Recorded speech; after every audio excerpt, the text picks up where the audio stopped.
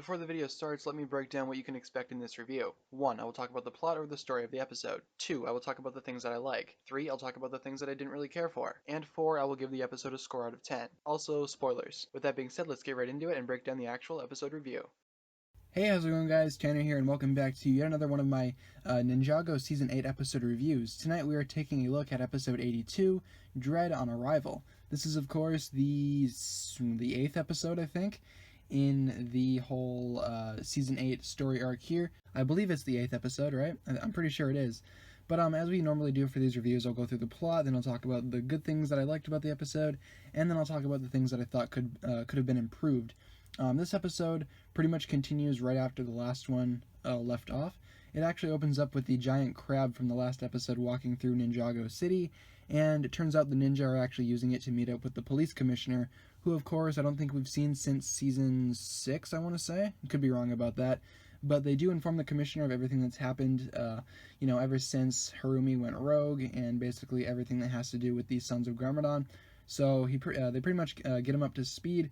But then we cut to Lloyd's situation, and he's actually captured by Harumi, who is actually wearing a brand new outfit and has a brand new vicious attitude. She is preparing to start the ritual that will eventually bring Garmadon back, and it turns out the Temple of Resurrection is actually inside the palace. And again, the Sons of Garmadon are preparing the place for Garmadon's return. And as it turns out, they also have Masako there as well, held prisoner, because for some reason to bring Garmadon back, they do need a hair from the child, the wife, and the brother. So kind of specific there, but you know what, we'll just go with it.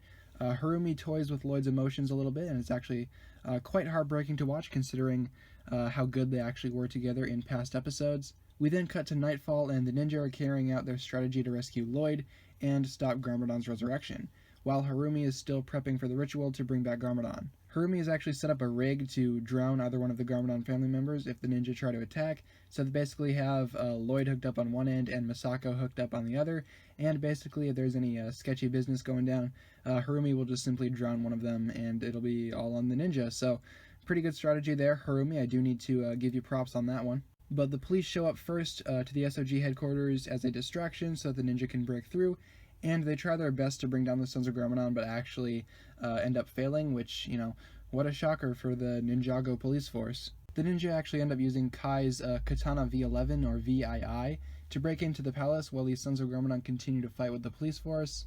And the ninja eventually do enter the palace, and Harumi is preparing to execute the ritual as she arranges the 3 Oni masks to do so. Harumi then realizes that the ninja are almost there, so she proceeds to hurry up with the ritual. She begins as the ninja stealthily break in. Harumi successfully connects to the departed realm to summon Lord Garmadon, and we actually do hear him speak a few words, so that's pretty cool, and the ninja use this opportunity to carry out their strike. They attack the Sons of Garmadon, and Harumi orders the wheel to be started, therefore beginning the drowning of one of the prisoners. Harumi then continues the ritual as the ninja struggle to save Lloyd and Masako, basically swapping through both. They use all sort of spinjitzu tricks to make it happen, and they eventually do rescue Lloyd thanks to Cole's RX power. Lloyd tries to stop Harumi, but also needs to use spinjitzu in order to bypass the ritual site. Garmadon eventually starts coming through the portal, and Lloyd decides that enough is enough. The entire ninja team use spinjitzu and knock Harumi back, therefore, canceling the ritual. The Sons of Garmadon are down, and the police force arrests all the members, and Lloyd and his mother exchange a few words, and all seems alright. Harumi is brought to justice, and she talks to Lloyd a little bit, and Lloyd basically lets her down hard. The police bring her away, but back at the Temple of Resurrection, Garmadon is shown to be 100% back after all, as we see his ghastly hand pop out from the well or whatever that was. What a shocker, right? So, all in all, guys, this episode was just alright. For things that I thought were pretty good, the ninja versus the Sons of Garmadon I thought was awesome. Seeing them carry out that giant fight in the Temple of Resurrection was actually pretty cool to see.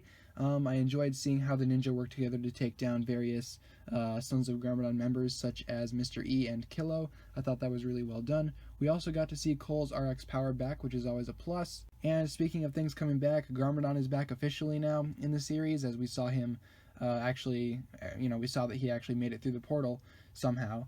Also, Masako's back, so wherever she was throughout the season, she's back now, so that's good. The ritual itself was alright, but we'll get more into that later on, and Harumi's new outfit is actually really cool, and I really do like it a lot. And I think she definitely looks more intimidating in this new outfit. Anything would be more intimidating than that previous one that she was wearing. But now talking about the bad, The only big negative that I could point out in this episode is that the ritual dragged on for way too long. She kept on saying the lines or whatever to bring back Garmadon, and I get that it's supposed to be this really long, intense scene, but it gets to the point where it's like, okay, when does Garmadon come back? It just kept going, and I did think that was kind of annoying. They kept on cutting back to the ritual and what the ninja were doing, but it's whatever. I mean, just a minor complaint about this episode. But overall, though, I am kind of, I don't want to say indifferent, but I don't know if I like this episode as much as some other ones from Season 8 so far, and I do hope it gets better because we only have, I think, 2 episodes left after this one, and I'm sure it does. But this episode, for everything that I said, I'm going to go ahead and give this episode an 8 out of 10 as the final rating. So with that being said, thank you so very much for watching this video. This was my review of episode 82 of Ninjago, of course entitled Dread on Arrival. If you enjoyed this video, feel free to give it a thumbs up rating, and as always, be sure to hit that subscribe button, guys. It really does mean a lot to me. Once again, the comment section is yours for any discussions you want to have regarding this topic, or if you just had a general comment, that's fine too. Thank you guys so very much for watching once again. My name is TannerFishies, and with that, I bid you farewell.